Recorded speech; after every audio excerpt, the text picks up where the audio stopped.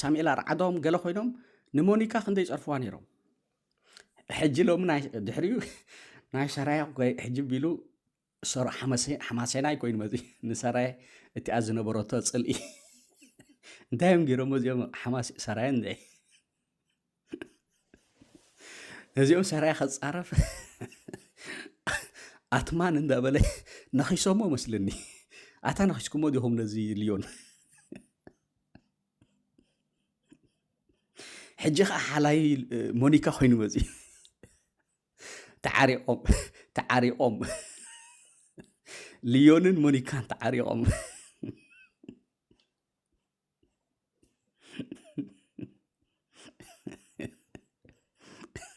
ልዮንን ሞኒካን ተዓሪቆም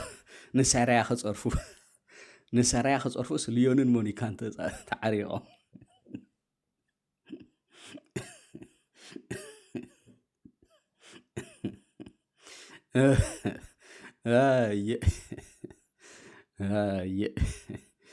anyway ነዚኣ ጉዳይ እዚኣ ፌርሊ ዝሓዛብ ነዚኣ ጉዳይ ፓርቲኩላር እየ ዝብል ኣፍኮርስ ንሰራየት ዘየድሊ ዘረባታት ትዛረብ ነይራ ኣፈወርቂ ትርጉም የብሉን ንዓዲ ኣቦኻ ፀሪፍካ መክሰብ የብልካን ክነግረኩም ናይ ዓዲ ኣቦኻ ፀሪፍካ ንሰራያ ከምዚ ኢልካ ኣፈወርቂ ግን ንሰትዮም ሰራያ ፈትዎ ላዕሊ ኣይነኣቱን እምበር እቲ ሰራያ ብዘይ እቲ ኣብ ልዕሊ እቲ ሚሉ ዝዛረቦ ናይ ክሕርቕ ኢሉ ዝዛረቦ ገዲፍካ ደይንሶም ሓወቦይ ኣፈወርቂ ክብሎ ፅባሕ ኣፈወርቂ ፀሪፉ ንሰራያ ኢልኩም ከይትዛረቡ ፅባሕ ሓወቦይ ኣፈወርቂ ቤለካ ዳሃይካ ጠፊእና ክብልዎ ስለዚ ብሓፈሻ ግን ኣፈወርቂ ፌር ዝኾነ ነቲ ጉዳይ ከህድእ እዚ ጉዳይ እዚ ኣይዋፃናኒ ትርጉም የብሉን ክንቃተል ዲኹም ትደልዩ ዘለኹም ኢሉ ነቲ ጉዳይ ብልቦና ሒዝወይ በዚ ኣጋጣሚ ሕጂ እውን ከመስግኖ ኦፍኮርስ ደ ድል ግን ዘረባ ዛረብ ነይሩ ኣፈወርቂ ትርጉም የብሉን ግን ሓኒ ባለሲ እቲኦም ሰራያ ካብኦም እንተኮይኑ ትፀርፍ ካብኦም ናብኦም ኣይከሱን እዮም ኢሎም ወዲ ሰራያ ካብ ኤልሳ ጭሩም ወዲ ሰራያ ንወዲ ሰራያ ክፀርፍ ከሎ ይትኸስስ ኒያ ቅሶኑ ደቂ ሰራያ ወዲ ሰራያ ንወዲ ሰራያ ክፀርፍ ንሰራያ ክፀርፋ መሰሉ እዩ ሙሉእ መሰል ኣለዎ ኤልሳ ጭሩም ኣይትኸሶን እያ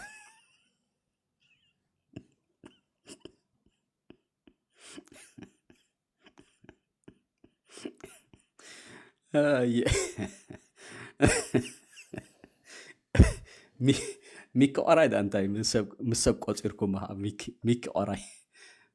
ሚኪ ቆራይ ዳ እንታይ ሰብ ኣነ ምስ ሰብ ኣይቆፅሮኒ ሚኪ ቆራይ ክፋእ ቆራይ እቲ ዝኸፈ ክፋእ ናይ ሚኪ እቲ ዝኸፈ ኣብ ሰራያ እንተሊ ሚኪ ግን ክፉ እዩ ንሱ ነግራሚ ሚኪ ነግራም ክፉ እዩ ኤንዌይ ተንኪዩ ኣነ ከማን ነግራም እየ ክቡራ ተዋት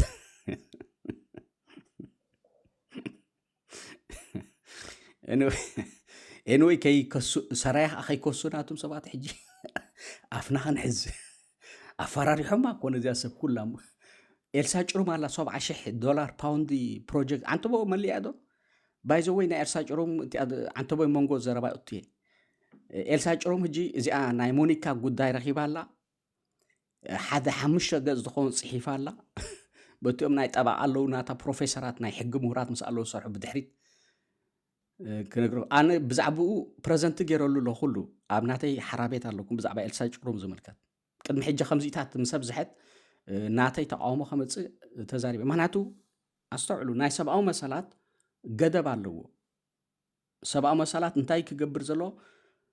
ኣብዚ ምስ ፖለቲከኛታት ጨምላላቅ እንተይሉ ሰብኣዊ መሰላት ተጣባቅ ይኮናል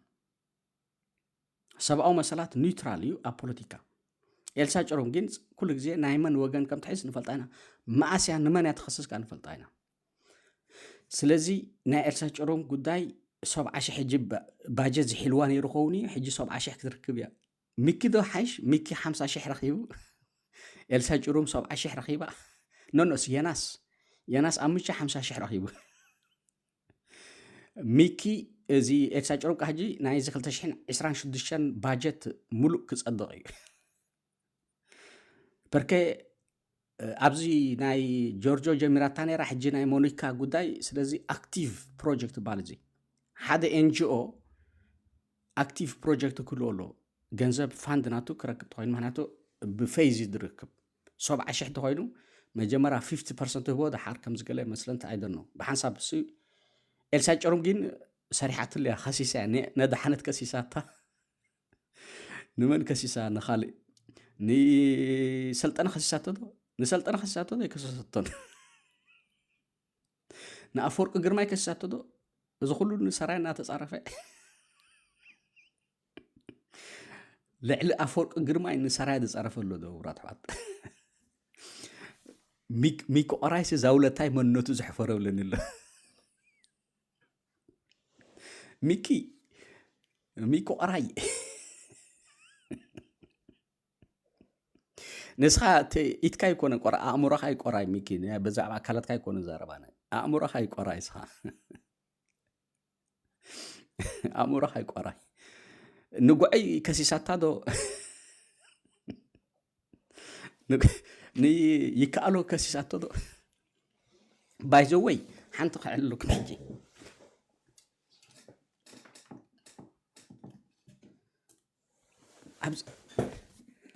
أبزو مصحف زي تصحيف له كبرات وعد ناي سرايا تاريخ مس حماسين قيمتا دلهم تفلطو دم فيدل مكونن كستو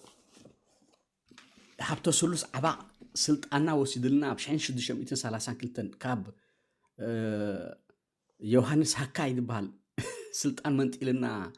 إلو مس حبتو سلوس قيمتا لهم زوم سرايا تفلطو هذا زي تاريخ ناي سرايا قيمتا تفلطو دم أب حماسين كبرات وعد حماسين سلطان يوهانس زي حبتو سلوس عبا سلطان منت إلوهم يوهانس هكاي تفلطو هذا زي تاريخ أبزو كلام صحيح ما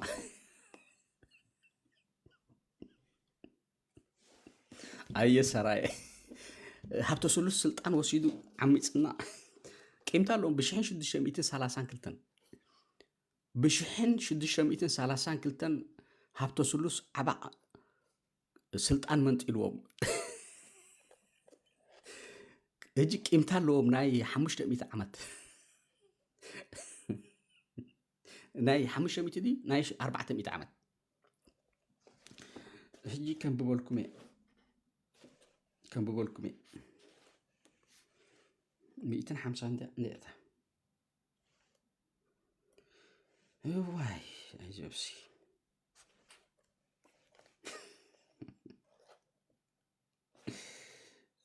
ذهب تسلط على تاريخ حبيل اللي تهاب تسلس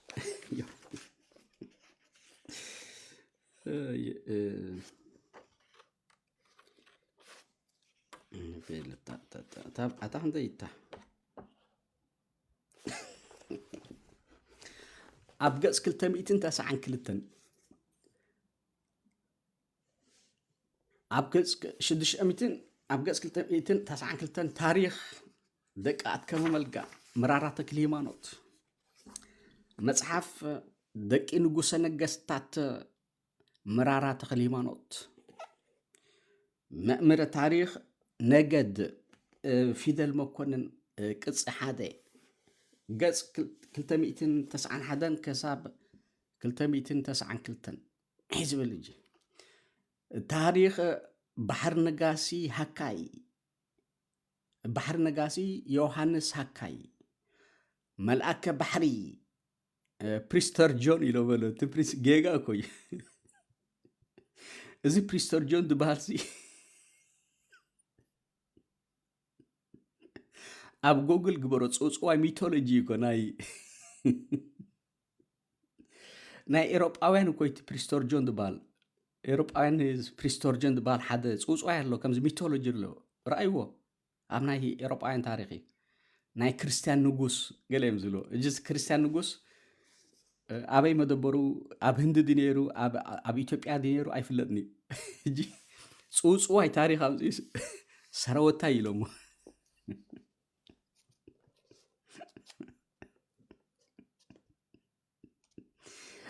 ዮሐንስ ሃካይ መልአከ ባሕሪ ፕሪስተር ጆን እቲ ንጉስ ገና ዘይተገዝአ ባሕሪ ነጋሲ ዮሐንስ ሃካይ ካብ 1599 ክሳብ 1633 ዓመተ ምህረት ኣትሒዙ ካብ ምድረ ባሕሪ ክሳብ ባምብሎ ምላሽ ተከዘ ምላሽ ግዛኣቱ ዝተዘርግሐ ነበረ። ብባሕሪ ዝፈስስ ዝነበረ ህሩፍ ወራራትን ቱርክን ግብፅን ግዝኣት ዘየድፈረ ግዝኣቱ ከየድፈረ ኣመሓደረ። እቱይ ፍሉይ ዘብሎ ባሕሪ ነጋሲ ዮሐንስ ሃካይ ህጡር ተዋጋኢን ኣዋጋእን በዓል ክልተ መዓርግ ቀሽን ባሕሪ ነጋስን ብሓንሳብ ዝሓዞ ምንባሩ እዩ። ብፍላይ ክሰብኽ ከሎ ልቢ ህዝቢ ዝማርኽ ፍሉይ ጸጋ ዝነበሮ ቆራጽ ባሕታውን ጽኑዕ ሃይማኖቱ መእምር ባሕሪ ነጋሲ ንጉስ ምንባሩ እዩ። ኣብቲ እዋን እቲ ዓለማዊ ዝኾነ ፍልስፍና ኣብ ዘይፍልጠሉ ዘመን ሃይማኖት ከም መሳርሒ ጌርካ ሃገራዊ ሕብረት ንምፍጣር ምጽዓር ሽዑ ኮነ ቅድሚኡን ድሕሪኡን ልሙድ ኣሰራርሓ እዩ ዝነበረ። ናይዚ ምሳሌ ድማ ብ1607 ዓመተ ምህረት ሰሲኖስ ኣብ ሽዋ ምስ ነገሰ ምስቶም ሰበስልጣን ሃይማኖት ካቶሊክ መንግስቲ ፖርቹጋልን እስጳኛን ጽቡቕ ዝምድና ገቢሩ ነበረ እሞ ምስድራኡ ናብ ካቶሊክ ሃይማኖት ኣተወ። ሳዕቤን ናይዚ ድማ ብወፃእተኛታት ሚስዮናውያን ዝመፀ ፖለቲካዊ ሕንፍሽፍሽ ኣብ ሙሉእ ሃገርና ደም ምፍሳስ ኣስዓበ እሞ ብዙሓት ምእመናን ሂወቶም ሰኣኑ። ባሕሪ ነጋሲ ዮሐንስ ሃካይ ግና ጽኑዕ ተኸታታሊ ኦርቶዶክሳዊ ተዋህዶ ሃይማኖት ስለ ዝነበረ እቶም መጺኦም ዝነበሩ ኢየሱሳውያን ዝበሃሉ ፖርቹጊዝ ሚስዮናውያን ዓብዪ ቅልውላው ከምቲ ኣብ ሽዋ ከይፈጥረሉ ስለ ዝሰግዎ ካብ ምድረ ባሕሪ ሰጎጎም። ሓደ ካብ እቶም ሚስዮናውያን ኣልፍሮንስ ዝተባህለ ናይ ካቶሊክ ቀሺ ወዲ ፖርቹጋል ሚስዮናዊ ኮይኑ ናብ ሃገርና ዝመላላስ ዝነበረ ኣብ መዛግብቱ ብከምዚ ዝስዕብ ኣስፊርዎ ይርከብ። ኣልፍሮንስ ንሕና ምስ ባሕሪ ነጋሲ ዮሐንስ ፕሪስተር ጆን ስለ ዘይተኣደና ኣብ መንጎና ህልኽን ጽልእን ኮነ እሞ ብዛዕባ ጸገምና ናብ ንጉስ ሰሲኖስ ብመልእኽቲ ምስ ኣፍለጥና ናብ ግዝኣት ቱርኪ የሕሊፍና ሃበና እሞ ናብ ደኮኖ ኣተና ገለ ደኮኖ ማለት ሕርጊጎ ማለት እዩ። ኤንወይ እዚ ብዛዕባ ፕሪስተር ጆን እዩ። ኣብቲኣ ናይ ተገድሰና ናይ ሃብተ ስሉስ ክንመጽእ ኢና ሕጂ ተቕጽል እያ ንእሽተይ ግን ከይን ባሓልኩም። ኦኬ እምበኣር እንታይ ብል ኣብ ትቕጽል ሽዑ ባሕሪ ነጋሲ ዮሐንስ ሃካይ ጥልመትን ስለላን ሓሶትን በዚሕዎም ረኣዩ። ባሕሪ ነጋሲ ዮሐንስ ሃካይ ጥልመትን ስለላን ሓሶትን በዚሕዎም ሓደ ሓደ ስሱዓትን ስልጣን ዝደለዩ ዓቀይቲ ከም ሃብተ ስሉስ ዓባ ወዲ ተስፋ ላሴ ድሓር ደጃዝማች ዝተባህሉ ከምኡውን ራእሲ ኤልያስ ኣብ ጎንደር ነቲ ጅግና ሹም ተኽለ ቶማስ ኣማኻሪ ባሕሪ ነጋሲ ዮሐንስ ሃካይ በዓል ኮር ባርያ ብምጥላም ስለ ዝቐተልዎ ኣብ ልዕሊ ጎይቶኦም ባሕሪ ነጋሲ ዮሐንስ ሃካይ መልኣከ ባሕሪ ጥልመት ፈጸሙ። ብተወሳኺ በቶም ኣዕሮኽ ሃፀይ ፋሲል ዝኾኑ ሰለይቲ ፖርቹጊዝ ሚስዮናውያን ኣንጻሩ ተወደቡ። ነቶም ሰለይቲ ፖርቹጊዝ ሚስዮናውያን እኳ ኣቐዲሙ ባሕሪ ነጋሲ ዮሐንስ ሃካይ ካብ ምድረ ባሕሪ ሰጊጎም ነበረ። ካብዚ ናይ ስልጣን ቁርቁስ ዝተላዕለ ድማ ፋሲል ወዲ ሰሲኖስ 2,000 ዝኾኑ ሰራዊትን ብሓገዝ ምሕላውኦምን ጎይቶኦምን ዝጠለሙ ከይተራእዩ ብ1633 ዓመተ ምህረት ድኳኖም ብምእታው ንባሕሪ ነጋሲ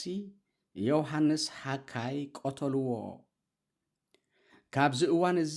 እዩ እምበኣር ባሕሪ ንግስነት ምድረ ባሕሪ ኣብ ትሕቲ ቁፅፅር ንጉስ ፋሲል ዝወደቐ። ከምኡ እውን ኣብዚ እዋን እዚ እዩ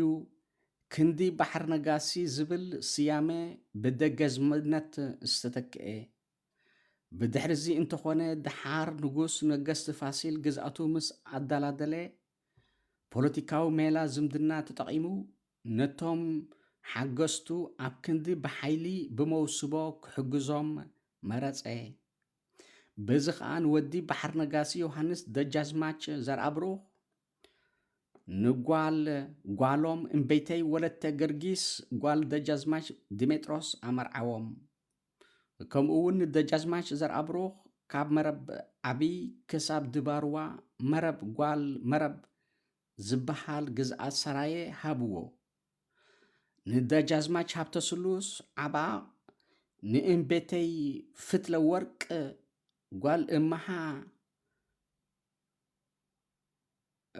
ጓል እማሓ ጊዮርጊስ ዓረዛ ኣመርዓውዎ እሞ ካብአን ድማ ንባሕሪ ነጋሲ እያሱ ንደጃዝማች ገብረ ክርስቶስ ንእምቤተይ ስላስን ንእምቤተይ መንጥልን ካብ ሔማኦም ወለደ። ደጃዝማች ሃብተ ስሉስ እኳ ብሽመት ፀብለል እንተበለ ክልቲኦም ብመውስቦ ተኣሳሲሮም የመሓድሩ ነበሩ። ስለዚ ዮሃንስ ሃካይ ተገልቢጡ ፀብለል ኢሉ ኣብ ፃዕዘጋ ኸይዳ ካብ ባሕሪ ደጃዝማች ሃብተ ስሉስ እኳ ብሽመት ፀብለል እንተበለ ክልቲኦም ብመውስቦ ተኣሳሲሮም የመሓድሩ ነበሩ። እምበኣር ድሕሪ ውጥቀትን ጥልመትን ደጃዝማች ሃብተ ስሉስ ዓባ በዓል ፃዕዘጋን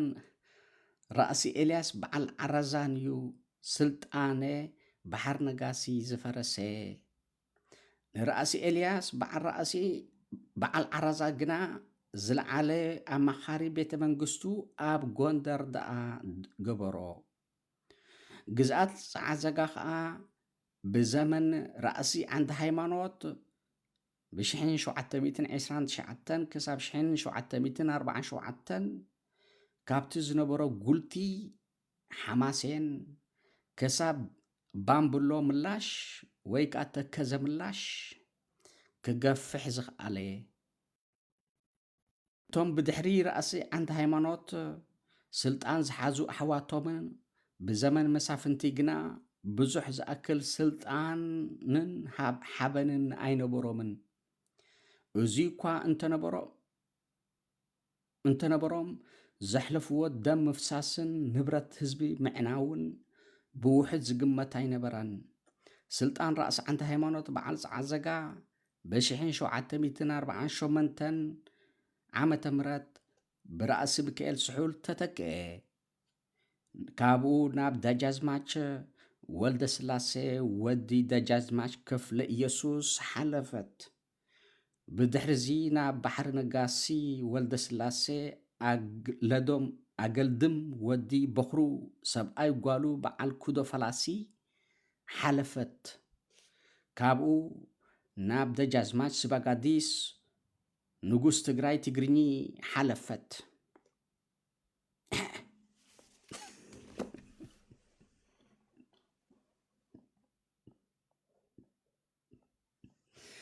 እዚ ሃብተ ስሉስ ዓባቕ ክብሉ ከለዉ ካብዚ ስልጣን መንጢልዎም ወዲ ባሕሪ ነገስታት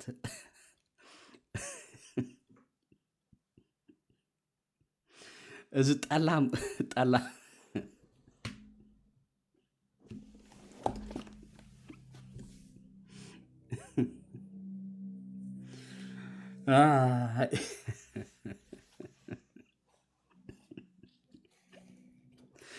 ሕጂ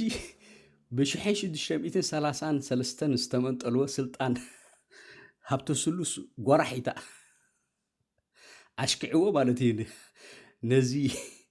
ወዲ ሰራየ ፕሪስተር ጆን ዮሃንስ ሃካይ እቲ ፕሪስተር ጆን ዝበሃል እኮ ይፍለጥኒ ኣብ ድኾነ ኢኻ ትረኽቦ ናይ ህንዲ ድዩ ናይ ገለ ይትፈልጦን እዚኦም ዓረዛ ተሓባብርትዮም ነይሮም ማታ እዚኦም ዓረዛ ምስ ፃዓዘጋዮም ሓቢረን ነይረን ሕጂ ተፈላለየን እኮ ነዚ ዝፀሓፈ እኮ ወዲ ዓረዛ እኮ እዩ ፊደል መኮንን ነዚ ፀሓፈ እኮ ወዲ ዓረዛ እኮ እዩ ካብቲኦም ገዛ እኮ እዩ ካብቲኦም ራእሰይ ገለ ኤልያስ ገለ እኮ እዩ ነዚ ዝፀሓፈ ኣባኢስዎም ሕጂ ምስቲኦም እዚኦም ማይ ተኸላ እዚኦም ዓይላ ጉንደት እዚኦም ማይ ጫዕዳ ማይ ተኸላ እዚኦም ፅልማት ተባኢሶም ሕጂ ኣባኢስዎም ወዲ ዓረዛ ርጉም እተን ዓረዛኒ ፃዓዘጋን ኮይኖም ስልጣን ድመንጠሉሲ ዓረዛ ሰራይ እኮ እዩ ሕጂ እንታይ መስልኩም ኣነ ንፊደል መኮንን ኮንፍሮንት ገይረ ነዚ ጉዳይ እዚ ብዛዕባ እዚ ነገር እዚ ጌጋ ምክንያቱ በዚ ቢሎም ብዙሓት መንእስያት ጌጋ ታሪክ ተማሂሮም ሕማቅ ማለት ጌጋ ካብ ጌጋ ሕጂ እቲ ዘመን ብውልክዕ ኢኻ ትሪኦ ግን ሕጂ ብዚ ሶሻል ሜድያ ትሰምዕዎ ሃብተ ሰሉስ ኢሎም ክፃረፉ ሰሚዕኩም ማለቶም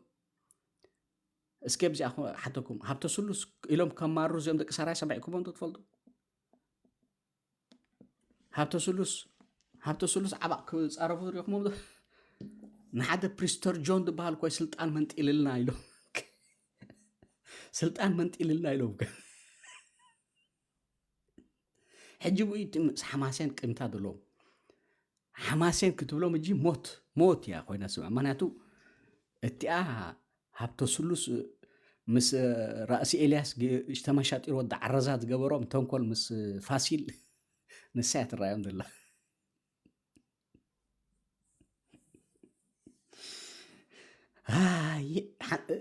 ቅድሚ ሕጂ ከዓኒ እቲኦም ኣኮሎግዛይ ሰራይንካ ከምዚኣ ብእስ ነይሮም እቲኦም ኣኮሎግዛይ ብሕማቅ ታሪክ ወሲዶም ሰራየ ጠሊቦምና ኢሎም ሕጂ ረኣዩ ክቡራት ሰባት እቲኦም ኣኮሎግዛይ ንሰራየ ጠሊምኩምና ብሉ እቲኦም ሰራየ ከዓ ንሓማሴን ጠሊምኩምና ብሉ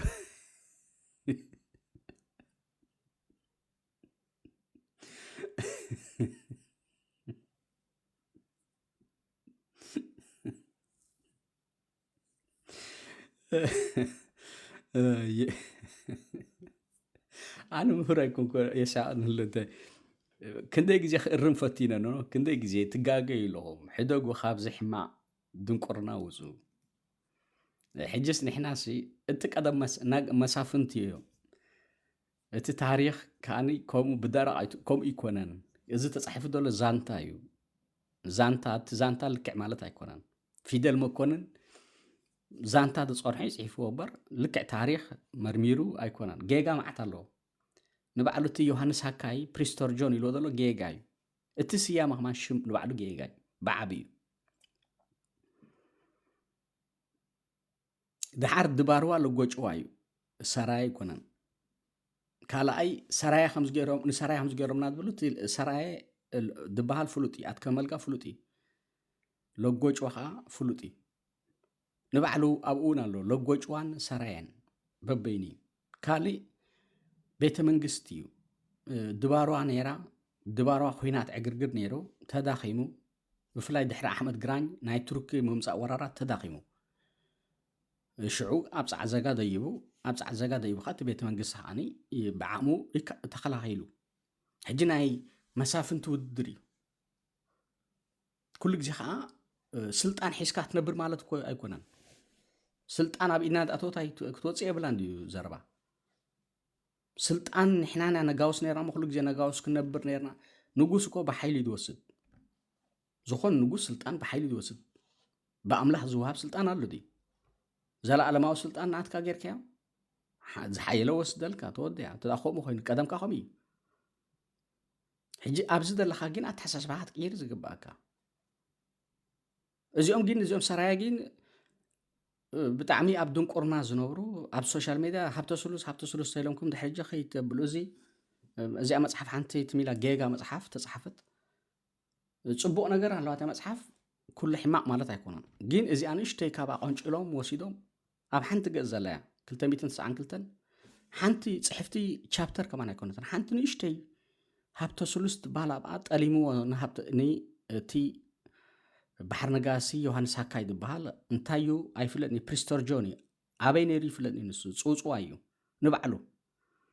ነዚኣ ተጠቂሞም ሕጂ ንለፅልኢ ነዝሑ ውዕሉ ማለት ሕጂ ብዚ ሶሻል ሚድያ ሃብተ ስሉስ ሃብተ ሰቦ ኣብዚ ዘንበብዎ መሻኺኖት ሳልሳይ ክፍሊ ዘይበፅሑ እዮም ታንክስቱ ዶክተር ተኽለይ ራብዓይ ክፍሊ ዘይበፅሑ እዮም ኩላ ራብዓይ ክፍሊ ዘይበፅሕት እያ ሃብተ ስሉስ ክትብል ትውዕል መሽክነይቲ እትዮም ደቂ ሓማሰን ከዓ መን እቲ ሃብተ ስሉስ ካባና ይፈልጡን እዮም እንታይ ዓባቕ ተባሂሎማ ይፈልጥ ወላ ሓንቲ ታሪኽን እናትካ ፀኒሕ በብና ቦታትካ ኸይድ ሕጂ ርጊ ኢሉ ዝሓስብካ ኣይተረኣየን ኣነ ነዚ ጉዳይ ዝኻ ብዙሕ ግዜ ካ ኣቢለ ወላ እትዮም ኣጋዝያን ሕጂ ንበዓል ተስፋፅኦም እውን ጌጋ ርዲት ነይርዎም እዩ ኣብ ታሪክ ወላ ሕጂ እውን ኣለዎ በዓል ተስፋፅኦም ንበዓሉ እዚ ጉዳይ እዚ ጌጋታት ብዙሕ ኣለዎም ኣሕዋት ኣጋዝያን ሕጂ እቲ ጌጋታት ኣብ ኩሉ እዩ ዘሎ ነቲ ነገር ርጊ ኢልካ ክትሪኦ እዩ ዝግባእ እቶም ኣጋዝያን እውን ነቲ ጉዳይ በፍጹም ክሳይ ይገብሮ ይነበሩ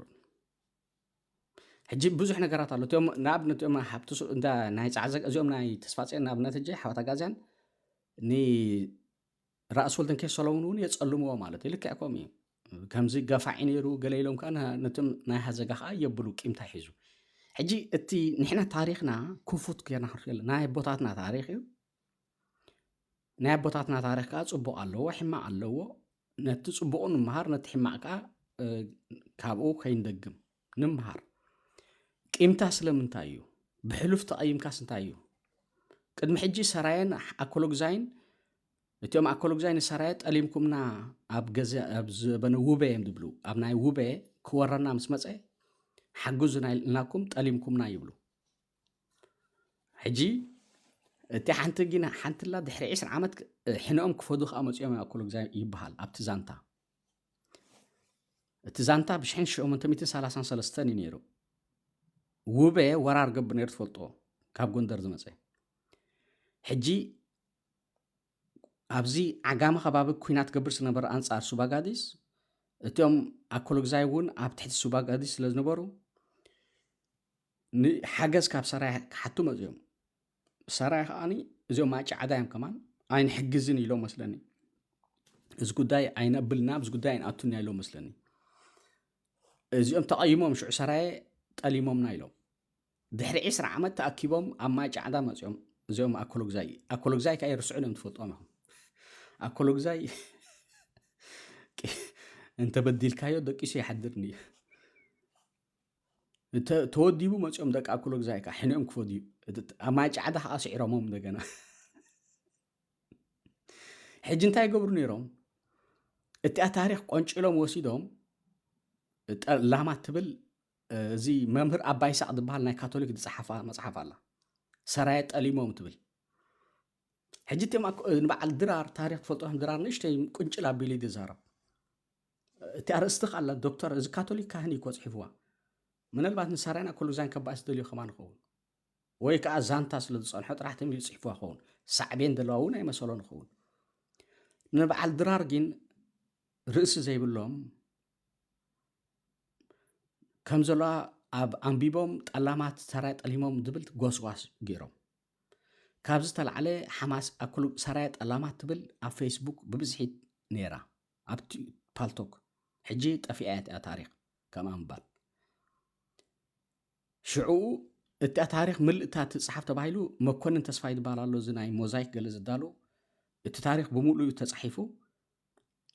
ኣብ ድሕሪ 20 ዓመት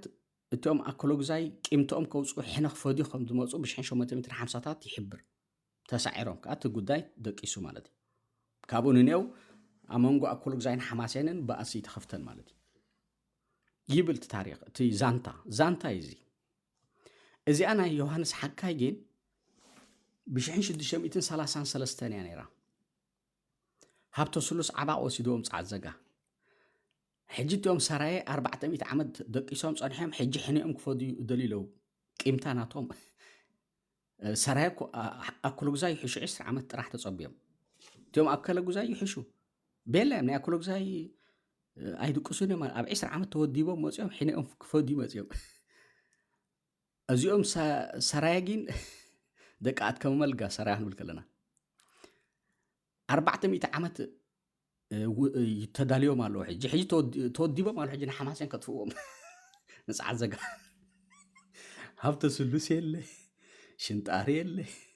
ተስፋጽን ኣዘኻኺልዎም ሕጂ ተስፋጽን ዛትዋ ሕጂ ተስፋጽን ክሰዕሞ ከለዉ እዚኦም ደቂ ሰራይ ብዙሓት ርእሶም ደሓሞ ሃብተ ስሉስ ዓባ ይድራዮም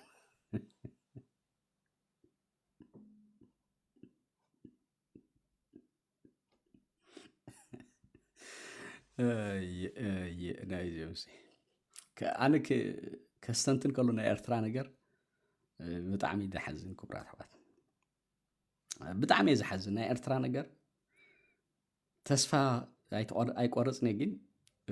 ክሪኦ ከለኹ እቲ ናትና ድንቁርናና ብጣዕሚ ዝገርመኒ ለባም ድሳኣነሉ ግዜ እዩ ንበዓል ኤልሳ ጭሮም ከዓ መፅና ክንዲ ነቲ ህዝቢ ኣረጋግእ ዘብሎ ነቲ ህዝቢ ቅሩብ ሰላም ክንዲ ሳይት ገብሮ ኣብ ማእከል ኣቴን ነቲ ህዝቢ መሊሳን ሓውእ ትዋሉ ብዝኾነ ሓደ ህዝቢና እቲ ካብቲ እንተኸደ ናብቲ ኸደ ወላ ሓንቲ ከምቲ ትሰምዕዎ ፀናሕኩም እውን ዮሃንስ ሓካይ እውን በይኑ ስልጣና ይባሓቶን እዚ ሃብተ ስሉስ ዓባ ምስ ዓረዛ ተዋሲቡ እዚ ራእሲ እንዳ ኪዳነ ማርያም ዝበሃል ዓረዛ ካብኡ ድመፀ እዩ ስለዚ ናይ ዓረዛ ራእስታት ኣለዉ ትብሉ ተኮንኩም ሲ ምስ ዓዘጋ ንሶም ንሕዶም ቀራረቡ ሕጂ ስታይ በእሲ ኣለዎ እቲ ህዝቢ እስኪ እንታይ ትበእሱ እንታይ ትሳዩ ስለዚ ሲ ብጣዕሚ ይሕዝነካ እዩ ደናቁር ተኣኪቦም ሕጂ ክዛረቡ ክትርኢ ከለኻ ከምዚኣ ናይ ሰርኣ ኩሉ ግዜ የቤላ ተቐይምካ በቃ ንፅባሒቱ መፂካ ድብድብ ትብል ትሰዓር ወይ ትስዕር ከምዚኦም ናይ ሰራየ 400 ዓመት ኣይትፀበዩ ቂምታ ሒዝኩም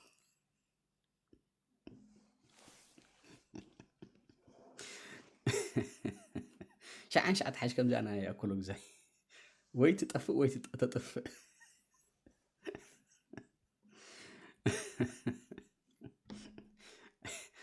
anyway ሕዋቲና ኩሉ ሓደ ህዝቢ ክቡራት ሕዋት እቲኦም ኣቦታትና ሓያላት ነይሮም ውሽጣዊ ሽግር ኣይነበረን ናትና ሽግር ኣይነበረን ወራራት ነይሩ ዘበናት ቀየር ነይሩ ነገሳት ቀየር ነይሮም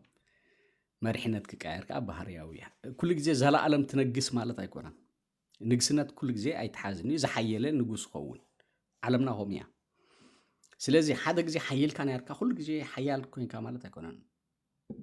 ስለዚ ትዳኸም ወራር ኣሕመድ ግራጅን ገለን ትሩክ እንተመፅኦም ክትዳኸም ባህርያዊ ሽዑ ከዓ መሪሕነት ክቀይር ከዓ ባህርያዊ ስለዚ ሓደ ግዜ ንጉስ ነርካ እሞ ኩሉ ግዜ ንጉስ ክትነብር ማለት እዩ ድሓር ንግስነት ሙሉእውን ኣይኮነን ናይ ኢትዮጵያ ነገሳት ንሕና ከምዚ ፕሬዚደንት ናይ ትግራይ ማለት ኮይ ኣብይ ኣሕመድ ሲ ናይ ትግራይ ድሌቱ ገብራ ማለት ኮይ ከምኡ ሰቦ ስለዚ ሙሉእ ንግስነት እውን ኣይኮነን ናይ ሓደ ከባቢ ሽማምንቲ እዮም በር ሙሉእ ነገሳት ኮይኖም ንጉሰ ነገስቲ ይኮኑን ኢትዮጵያ እዮም ዘመሓዝ ኣብ ትሕቲ ውሽጢ ንግስነት ናይ ኢትዮጵያ ስለዚ እዚ ነገስታት ነርና ድብል ፅውፅዋይ ከዓ ግደፍዎ ሽምነት ከባቢያዊ እዩ ተኸባቢያዊ ከማን ናይ ኣትከመልጋን ኣትከመልጋ እዩ ዝምልከት ለጎጭዋ እቲ ድባርዋ ለጎጭ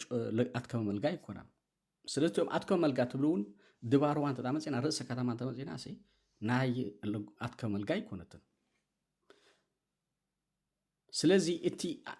ብለጎጭዋ ሰራይ ስለ ዝበልካ ሲ ኣብቲ ግዜ እቲ ለጎጭዋ እዩ ዝፍለጥ እምበር ሰራየ ደቦም ፍሉጥ እዩ ካብ ተራእምኒ ኣይሓልፍኒ መደብ ሕጂ ስለምንታይ ኣብ ፅላለን ኣቱ ንሕና ስለምንታይ ኣብ ድንቁርና ነብር ከምኡ እንተኮይኑ ድባርዋ ሰራይ ኣይኮነትን ብታሪክ ተመፂና ንባዕሉ ዮሃንስ ሃካይዶ ገለዶ ክበሃል ከሎ ባሕር ነገስታት ክበሃል ከሎስ ድባርዋስ ሰራይ ኣይኮነትን ነይራ ለጎጭዋ እዩ ለጎጭዋ እዚ ናይ ኣትከመልጋ ዝነብሩሉ ቦታ ኣሎ ኮሚታት ኩላትና ግን ባሕር ነገስታት ኢና ስለዚህ እቲ ባሕሪ ነገሳት ናይ ኩላን ሓቋፍ እምበር ንሓደ ፍሉይ ቦታ ከባቢ ዝውክል ኣይኮነን ብኣከባቢ ተመፂካ ግን ድባርዋ ኣነ ዝብሎ ይኮንኩን ሕጊ ኣትከመ መልጋ ባዕልኩም አንብብዎ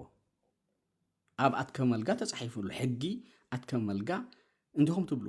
አንብብዎ ድባርዋ ኣትከመ መልጋ ኣይኮነን ካብ ተራ እምኒ ኣይሓልፍኒ ሓንቲ ጓል ሽከቲ ኣብ መንጎዳ ደላ ኣነ ጓል ሰረወተይቲ ኢላ ክትዛረብ ከላ ብጣዕሚ ትሓፍር ኢኻ ድንቁርና ጉዐያ ካብ ጉዐይ መንታ ኢኻ ትብላ ኣነ ጓል ሽከቲ ኮይናስ ኣነ ጓል ሰረወተይቲ ኢላ ክትዛረብ ከላስ እንታይ እያ ሰረወተይቲ እንተኢሉ መንደፈራ እዚኦም ማይ ተኸላ እዚኦም ለጎጭዋ እዚኦም ማይ ጫዕዳ እዚኦም ዓረዛ ገለመለ ከምኡ እንተበሉስ ኦኬ ደቃት ከም መልጋ ዝበዝሕዎ ማለት እዩ ስለዚ እቲ ድንቁርና እውን ኣወግድዎ ኩላትና ባሕሪ ነገሳት ኢና የስ ባሕሪ ነገሳት ከዓኒ ካብ ጫፍ ንጫፍ እዩ ስጋብ ስዋኪን ምድሪ ሱዳን ትኸይድ እዩ ስለዚ ትዶብ ናይ ባሕሪ ነገሳት ሃገራዊ ሽም እዩ ናይ ሓደ ከባቢ ፍሉይ ኣይኮነን ስለዚ ባሕሪ ነገሳት እንተልካ ንኩላትካ ዝውክል እዩ ሰራይ እንተልካ ግን ሓንቲ ከባቢ እያ ተሓናቕታይ ደ ሕግኻ ድሓንቀካ ሕኑቕ ታሪኽካ ድሓንቀካ ተማጉትካ ትስዕረ እንዲኻ ንዓይ ታሪኽካ ባዕሉ ስዕረካ ስዑር ኣብ ሓሶት ኣይትንበሩ እዚኦም ደቂ ሰራይና ትብሉ ፍሹላት ታሪኽ ባዕሉ ስዕረኩም እንታይ ኣለኩም ስኹም ለጎጭዋ ድባርዋ ለጎጭዋ እዩ ስለዚ ባዕሉ ታሪኽኩም ሕጊ እንዳብኹም አንብቦ ኣትከመ መልጋ ታሪኽኩም አንብቦ ድባርዋ ለጎጭዋ እዩ ዳ እምበር ሰራየ ኣይኮነን ስለዚ እቲ ነገር ባዕልኩም ቅድሚ ሕጂ ምሳይ ተዛሪብኩም ትማጎት ፈትንኩም ተሳዒርኩም ሕጂ እውን ተብሉ ምዛውለታይ ወላ ሓንቲ ትገብርዎ የለን ባሕሪ ነገሳት ናይ ሰራየ ጥራሕ ኣይኮን ናይ ኣትከመ መልጋ ጥራሕ ኣይኮነን ኣብ ለጎጭዋ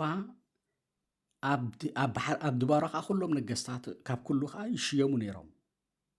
ንኣብነት ዛውለቶት ኣብ ድባርዋ ሽማምንቲ ባሕሪ ነገሳት ነይሮም ኣነ ንባዕለይ ወዲ ባሕሪ ነጋሲ ኣብርሃም እየ ንባዕለይ ኣነ ማለት እዩ ኣነ ዛውለታይነ ወዲ ባሕሪ ነጋሲ ኣብርሃም እየ ወዲ ደጊያት ክፍለዋህድ ኣረጊት ድባርዋ ስጋብ ሕጂ እውን ገዳም ደሎ ባሕሪ ነጋሲ እዚ ደጊያት ክፍለዋህድ ዝመስረቶ ቁስቋም ድባርዋ ዛውለቶት ዝመስረትዎ እዮም ባሕሪ እዚ ደጊያት ክፍለዋህድ ማለት እዩ ቁስቋም ቤተክርስትያን ዘለዎ ባሕሪ ነጋሲ ኣብርሃም ከዓ ንዓና ዝወለደ ቀጥታ እዩ ስለዚ ታሪክ ናይ በይንኩም ጌርኩም ኣይትሕሰብዎ ማለት እዩ እዚ ወልደ ማርያም ወዲ ደጊያት ክፍለዋህድ እዩ ወላዳ ዓዲ ዛርና ይንበርታ እምበር ግን ወዲ ድባርዋ ወዲ ደጊያት ክፍለዋህድ እዩ ለጎጭወታ እዩ ወልደ ማርያም ሲ ለጎጭወታ እዩ ስለዚ እዚ ይመስል ትብልኩም ተሓነቑ ሶም ሕኑቃት ኣይገድሰንን ንዓይ ኣብ ሓቂ ዳ እምበር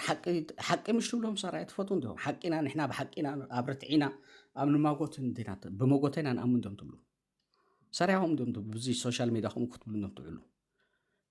ኣበይ ዳ በፂ ሕጂ ፈንጠርጠር ትብል ዘላ ዛውለታይ ምስ ሓዘካ ኣበይ ገድፈካ ምስ ዛውለታይ ሓሶት ኣይትኸይድና ምስ ዛውለታይ ተሓናቑ ሶብ ተሓናቑብሎ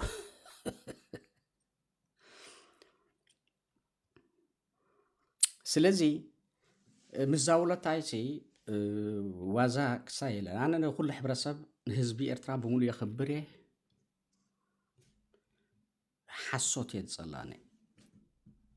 ድንቁርና ከዓኒ ሳይ በርከነ ዛውለታይ ወዲ ሓማጭ ደድየ ንኩላ ጠራርዓ ዘብላ ኣብለኩም ማለት እዩ መናሎ ፈራርዓ ዝብል ምሳይ መናሎ ምሳይ ሳይ ትግብር መዳ ፀልማ ለጎ ሰራይ መዳ ፀልማ ሰራይ ኩላ ዓድና ይድሌትኩም ሱቆ ፀገም ኣይኮን ኩላ ዓድና ግን ننبسخا خو إلك التالي طرح مالت تاريخ أي محركاني سلازي تاريخ سلازي محركة أنا ولا أنت عفير سي ولا حنت ترجم يبلون حق له أتكمل ملقا أمزي سراي دوبات تحبر بعلا نسخة دليت كان نبسخة تالي نسخة ندليت كا يعيش ونبسخة كيت كا بعيرها شيتكا دورها تركب تردكم الله نجيركم ناكو عجي كيتكا خيتكا سي تماغويتكا بعيرها شيتكا دورها تركب يبلك الله تماغويتكا سي بعيرها شيتكا دورها تركب لك الله دورو حيسكم كتقدلوا ولا بعيركم كتترفوا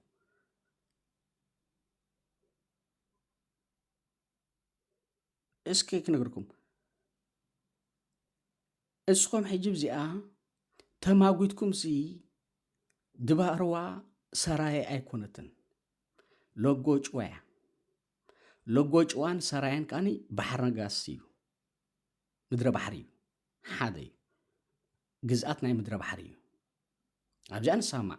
نو دباروا سراي تبلو تلكم تماغوتو بعراشتكم وصو دورو حيسكم كتكدو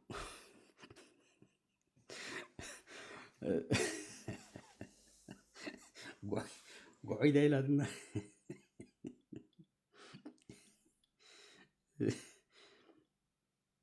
أبطاتنا بحق يوم تداري ديرهم زيا دورها أبطاري غلو زيا دورها زيا غاني بعرها كاب زيا بعراي زيا تنس زيا دحر طفي مما قلت تحزي منهم نزال لحم زيا شيطان نبرتهم يوم زمان السرايا مرف كمان سي كاب سرايا توصل بزي حقي كيفكرني زود سي كعب حق غير لان متاي ابي الله مسرحني حلف حلي فواسي يقريتها تحتت ندي سنصرف لي كاف نسمع اذا قال كافي اسمه انا ادينا يسب صرف صرف احنا نتفلت بفت رايو بفت قعي كأدس أريفايت فلنا اسكن قعي أدخل صرف سامعي واد فلت ولا حد يلن قعي ندي بفتصم أريفايت فلنا كم إذا لبس جد ناي سرايا موجود نحنا نتصرف نابله سرايا تصرفها يكون تماغواتاي بحجي زماغوت بلها حدا شمس دول